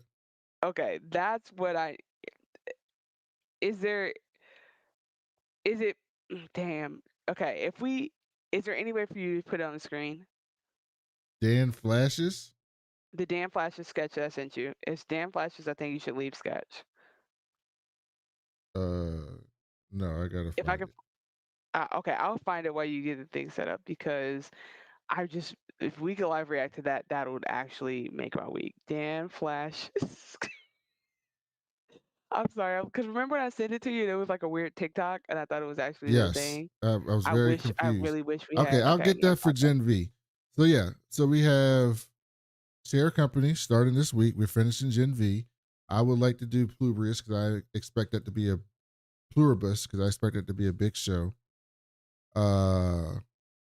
Wonder Man, and then it looks like in January we got Game of Thrones back, baby. Chanel's pretending not to be excited to see Daenerys Targaryen's grandfather on TV, but I'm excited to see Daenerys Targaryen's grandfather on TV. I want to see Aegon. So we got a trailer today from New York Comic Con for Knights of the Seven Kingdoms, and that's coming back in January. Not excited, Chanel? You're not excited about that? We Was Dragons is back. so cool. You're supposed to be excited. That's how we started. I'm tired of I'm really getting into the superhero stuff, and I'm not as excited about it. Okay, I sent you something. I don't know if you can pull it up, but I sent you, and there's just so many examples that I actually realized. No, because I I told just you wanted you to see I them. don't want any context. I want to come in Sunday completely unaware of Well, what I'm getting but myself the reason, into. if you remember, the reason why we did that was because I was telling you that he was wearing a Dan Flash's shirt in Peacemaker, and so it's just so much funnier if you get it. But okay, I will.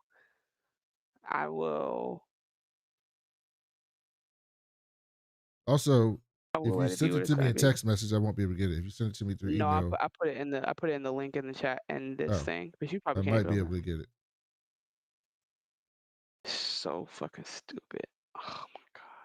So here's this though. I will get while I'm getting Dan Flashes. Take a look at this, Chanel.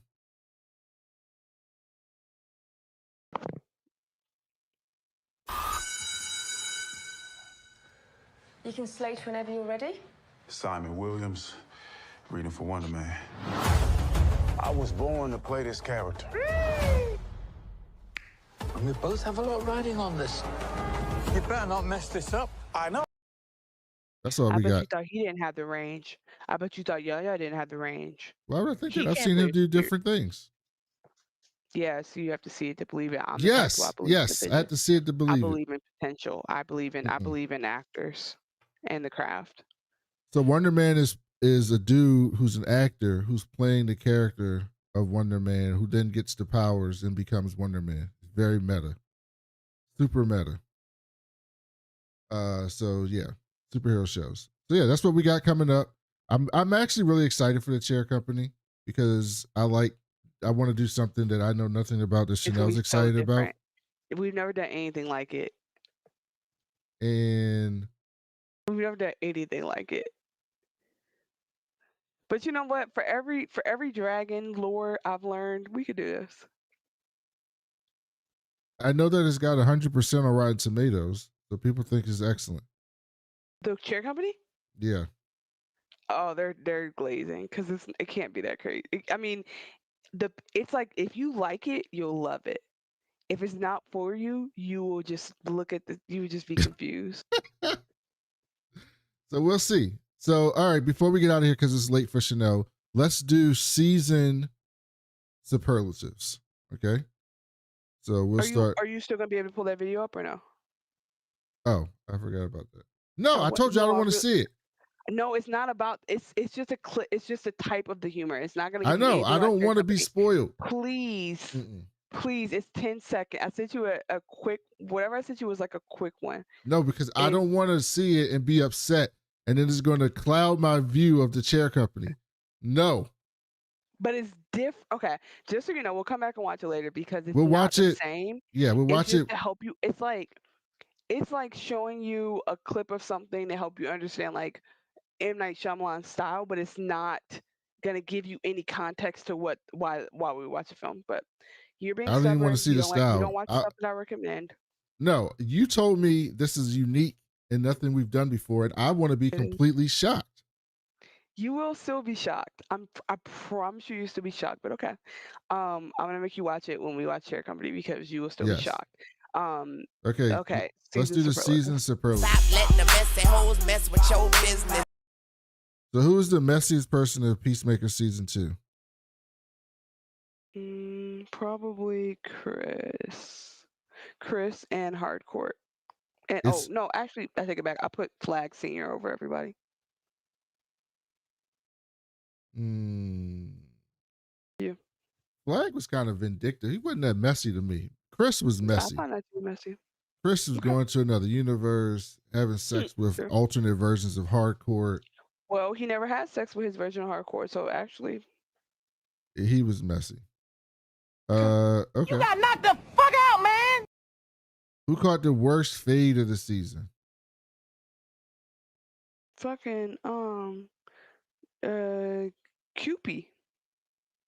Are you just saying that because that's the one that's on your mind? No, they didn't have to eat his face off like that. Like even cause like seeing Blue Dragon get killed, that was kind of crazy. But like literally or maybe the people who got electrocuted in the pool. Yes, that's what I was gonna go to.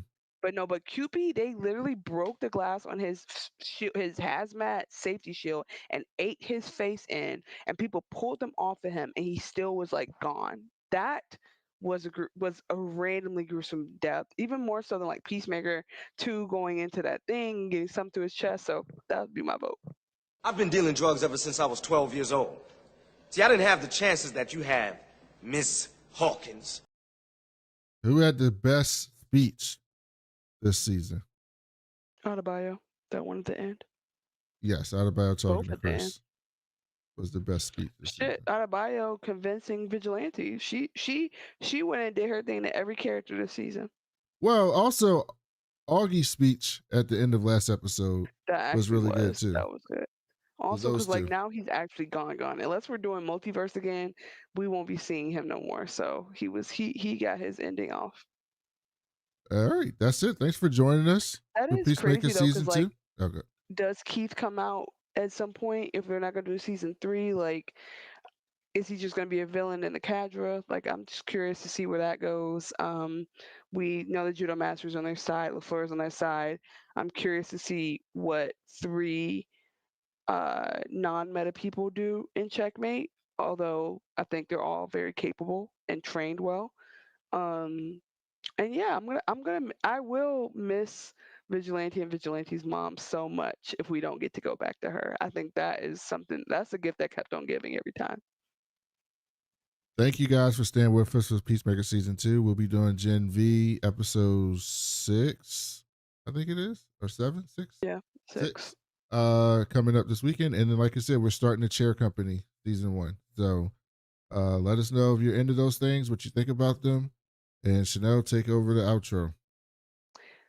Thanks again, guys, for listening to the We Was Watching podcast. We are a blurred and aspiring baddie podcast for people who love TV, film, sci-fi, fiction, fantasy, all the things, and don't mind talking about the politics in between. I've been Chanel, one of your hosts, and Brandon has been your other co-host. We're so excited for you guys to listen to us, and please stick with us for the next show. Bounce around. You don't have to watch the shows to listen to us. We are across the socials at the tags in the show notes or in the YouTube notes. Make sure you subscribe, like, follow all the things because that does help us so much to spread the show. We think we deserve a bigger audience. You let us know. If you have any feedback, please email us at we was watching podcast at gmail.com. We take feedback, requests, like thoughts on shows, compliments, all the things. We really appreciate y'all. That's really it because the socials are in there. So, man, we're gonna find a different sign off because the peace out bitches came from Peacemaker. He was whooping somebody's ass and he peaced out before he did that. So, for the last time, probably